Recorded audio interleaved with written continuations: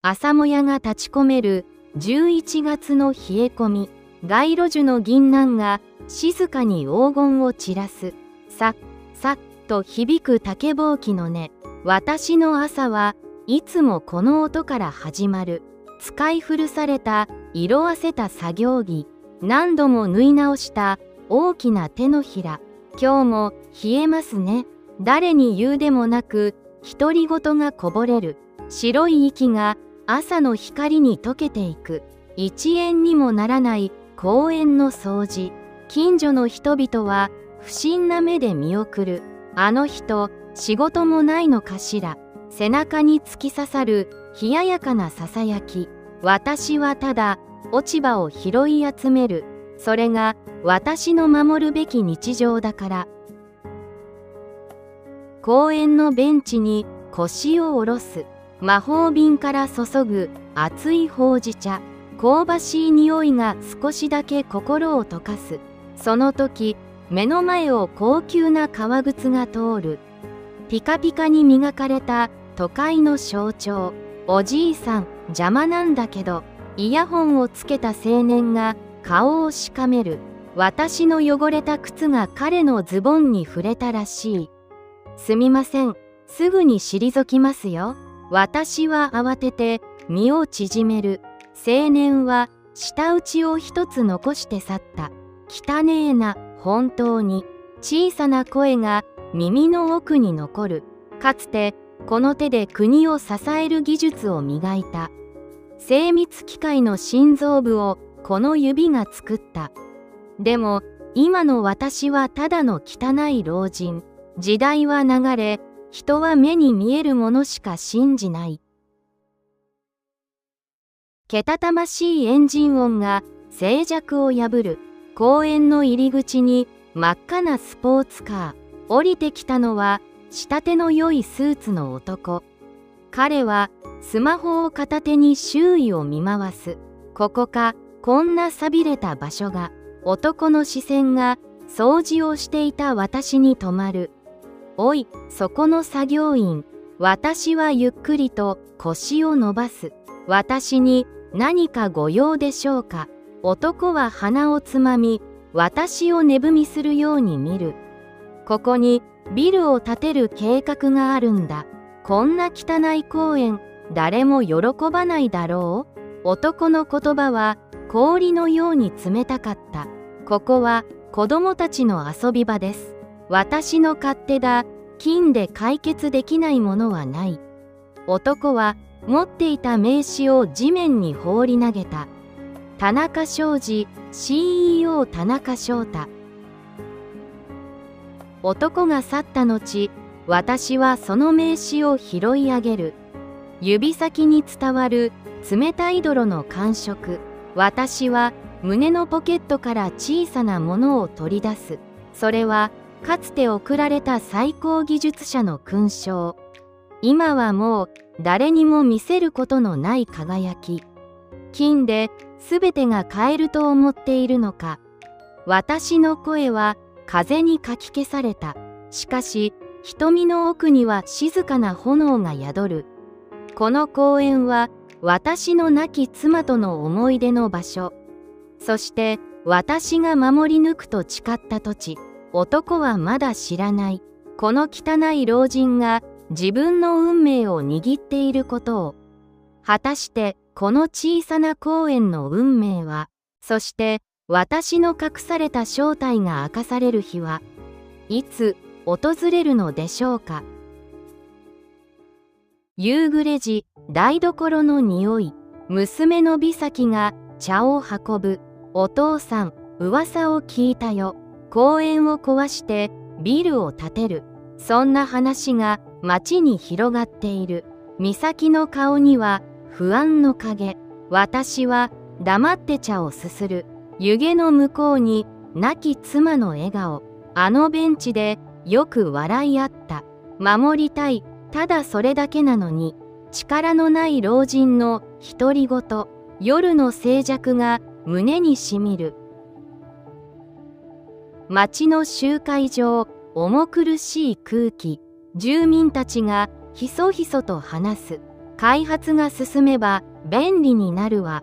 でもあの公園がなくなるのは、そこに場違いな足音が響く。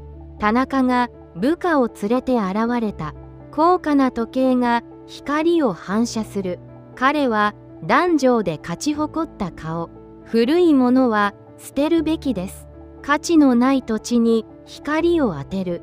私は一番後ろの席で聞く。胸の奥が熱く脈打つ。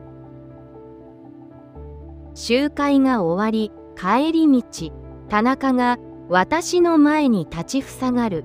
まだあの場所に固執して。彼は汚れた私の手を指さす。いくら積めば納得しますか？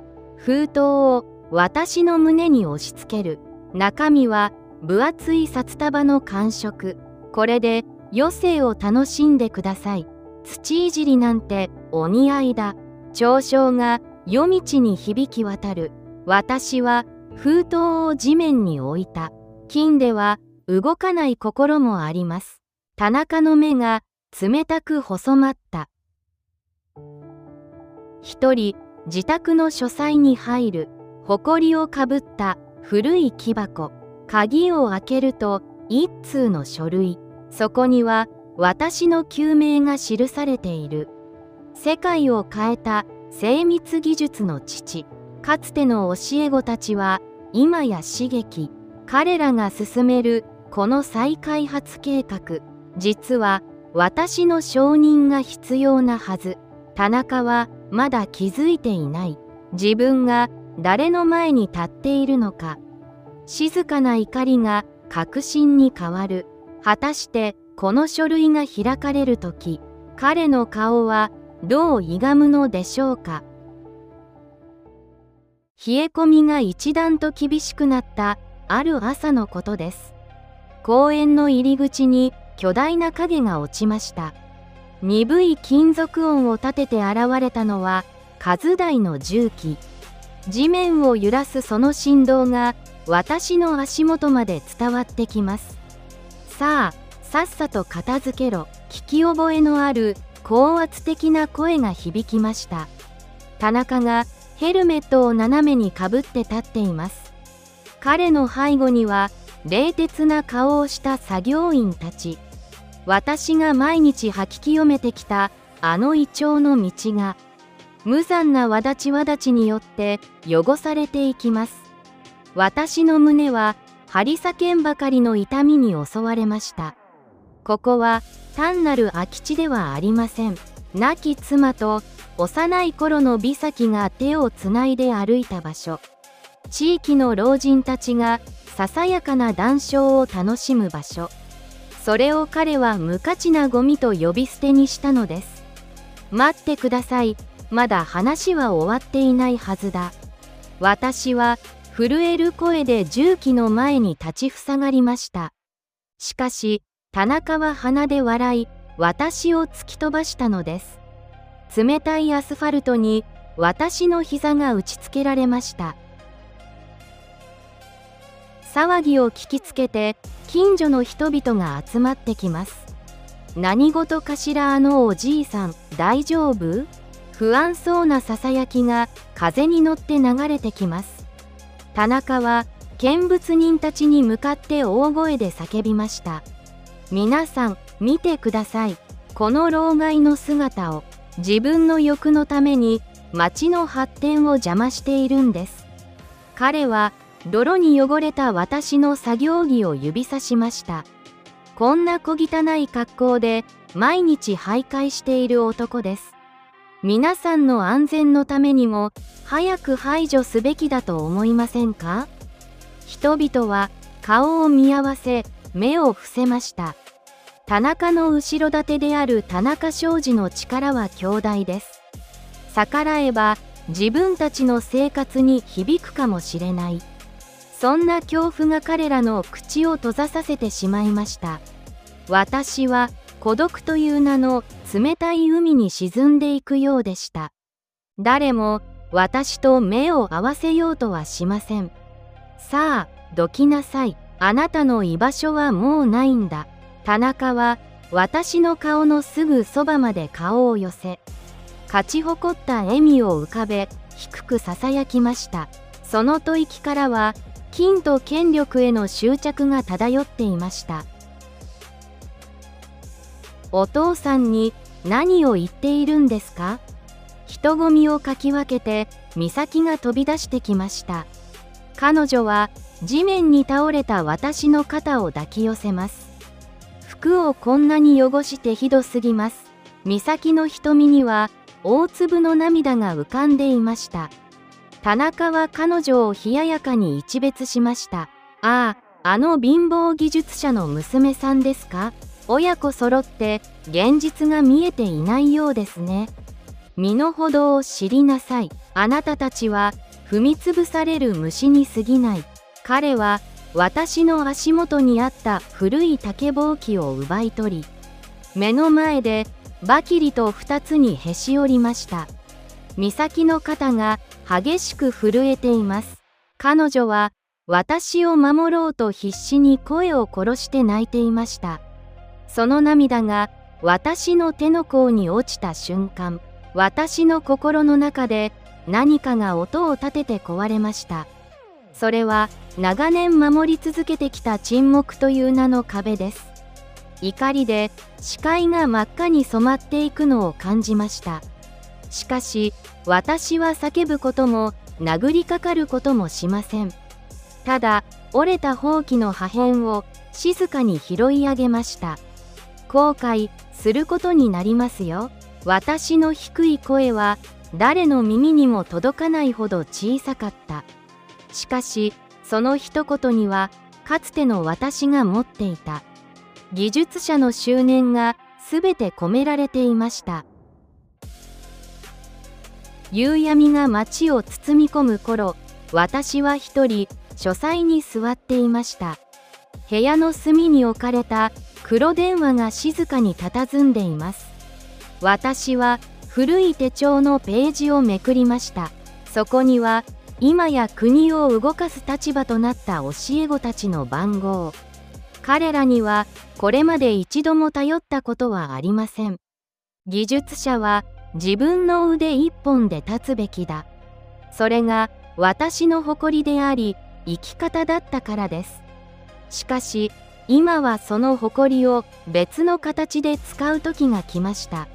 私は震える指である番号をダイヤルしました。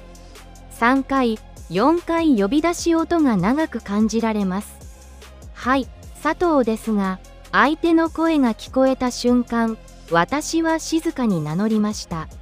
久しぶりだね。私のことを覚えているかな。電話の向こうで息を飲む音が聞こえました。佐藤先生？本当に先生なのですか？相手は現在の国土交通省の刺激となっている男です。彼はかつて私が一から技術を教え込んだ教え子でした。先生、今までどこにいらしたのですか？みんなで探していたんですよ。彼の興奮した声が受話器越しに響きます。私は窓の外で冷たく光る田中のビルの看板を見つめました。少し相談したいことがあるんだ。この町の未来について。私の言葉に彼は深く力強くうなずきました。先生の頼みなら何でもいたします。それが我々の義務ですから。電話を切った後、私は折れたほうきを見つめ、深く息を吐きました。明日、あの公園で何が起きるのか、田中がどのような絶望に直面することになるのか、反撃の幕はすでに切って落とされたのです。果たして権力に溺れた若き CEO は最後に何を見るのでしょうか。決行の日、空は不気味なほどに晴れ渡り、公園の入り口には黄色い規制テープ。田中は取り巻きを連れて現れました。さあ、お引っ越しのお時間ですよ。彼は一枚の書類を私の鼻先に突きつける。これ以上、無駄な抵抗はやめるんだ。強制執行の準備はすべて整っている。美咲は私の腕をぎゅっとつかみ、震える唇をかみしめていました。私はただ静かに空を見上げる。あの雲の向こうから何かが近づく音。時間は平等に流れるものですね。私の言葉に田中は鼻で笑う。時間の無駄だ。さっさと始めろ。重機のエンジンがうなりを上げました。その時、数台の黒塗りの高級車が砂ぼこりを上げながら公園に滑り込む。田中は目を丸くして立ち止まりました。予定より早いな。本社の役員か？車から降りてきたのは背広の男たち。一様に険しい表情でこちらへ歩いてくる。その中心にいるのはテレビで見かける顔。あれは国土交通省の事務次官？やじ馬たちがざわつき始めました。田中は慌ててもみ出をしながら駆け寄る。お疲れ様です。田中商事の田中です。予定通り更地にする準備が整いました。しかし事務次官の男は彼を一別もしない。彼の視線はまっすぐに私へと向けられた。事務次官は私の3歩前で立ち止まり、深く深く腰を折って頭を下げました。佐藤先生、ご無沙汰しております。会場が水を打ったように静まり返る。後ろに続く男たちも一斉に頭を下げた。先生、何を言っているんですか？田中は引きつった笑いを浮かべたまま、この男はただの徘徊老人ですよ。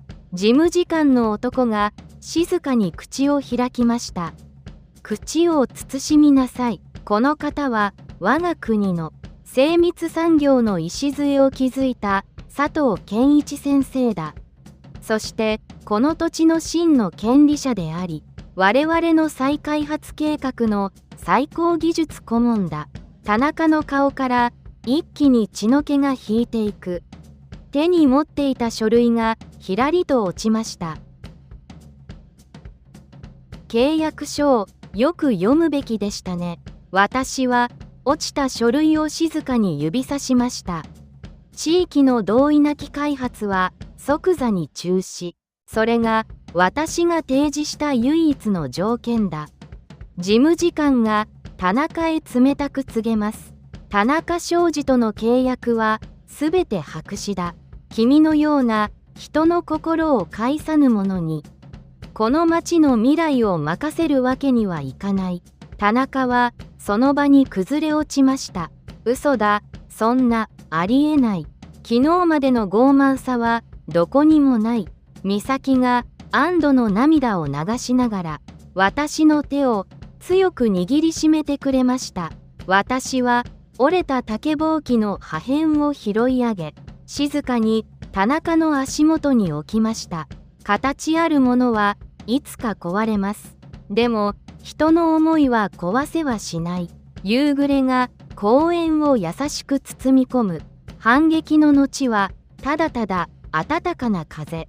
果たしてこの結末の先に待つのはどのような新しい明日なのでしょうか。騒がしかった重機の音はもう聞こえません。あの嵐のような日々が嘘のように静かです。いつものように11月の澄んだ空。私はまた古い作業着に袖を通します。鏡に映る自分は相変わらずの老人。魔法も奇跡も起きたわけではありません。ただ守るべき場所がそこにあるだけ。さっさっと竹ぼうきが路面をなでる。この音が私の心拍数と重なります。おはようございます、佐藤さん。通りかかる近所の人々の声が温かい。昨日の今日で少し気恥ずかしいですが、私はただ小さく会釈を返します。街は何も変わっていないようで、確実に何かが変わり始めていました。目に見える建物よりももっと大切なもの、それがこの静かな朝に満ちています。掃除を終え、いつものベンチに座ります。隣には水筒を持った美咲がいました。お父さん、お疲れ様。お茶にする？彼女が注いでくれたほうじ茶の湯気。それが朝の光にキラキラと輝きます。ここ、お母さんとよく座ったよね。美咲の言葉に私は深くうなずきました。妻はこの公園の小さな花壇が大好きでした。名前も知らない花だけど綺麗ね。そう言って笑う彼女の横顔が浮かびます。田中さんはここを無価値だと言いました。でも思い出に値段をつけることはできません。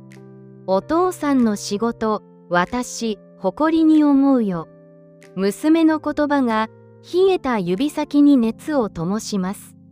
目立たなくても誰にも気づかれなくても積み重ねてきた時間は裏切らない。お茶の苦みが今日は少しだけ甘く感じました。今の世の中はあまりにも早すぎます。新しいものが古いものを飲み込んでいく。便利さと引き換えに私たちは何を失ったのか。田中さんのような若者が悪いのではありません。ただ教えられる機会がなかっただけなのです。形あるものはいつか必ず壊れます。お金も地位も墓場までは持っていけない。最後に残るのは誰かの心に灯した火。ありがとうと言われたあの瞬間の記憶。私はかつて多くの機械を作りました。でも一番の誇りはこの公園を守ったこと。名もなき老人としてこの町を愛したこと。それが人生という名の長い旅の私なりの答えだったのかもしれません。失うことを恐れるよりも今あるものを慈しむ。そんな心の余裕が本当の豊かさだと夕暮れの風が教えてくれている気がします。日は傾き、公園が茜色に染まります。子供たちが元気に駆け抜けていく。さようなら、おじいちゃん。無邪気な声が空に吸い込まれていきます。私は最後の落ち葉を袋に入れました。腰を伸ばすと心地よい疲労感。明日もまた日は昇り、葉は落ちるでしょう。私はまたここでほうきを握るはずです。特別なことは何もない平凡な毎日。それこそが何よりの贅沢なのだと今なら心からそう思えます。画面の向こうにいるあなたへ、今日一日本当にお疲れ様でした。一生懸命に生きてきたあなたの手、その手こそが世界を支える宝物です。どうか自分を誇ってください。明日の朝、あなたにも柔らかな光が優しく降り注ぎますように。おやすみなさい。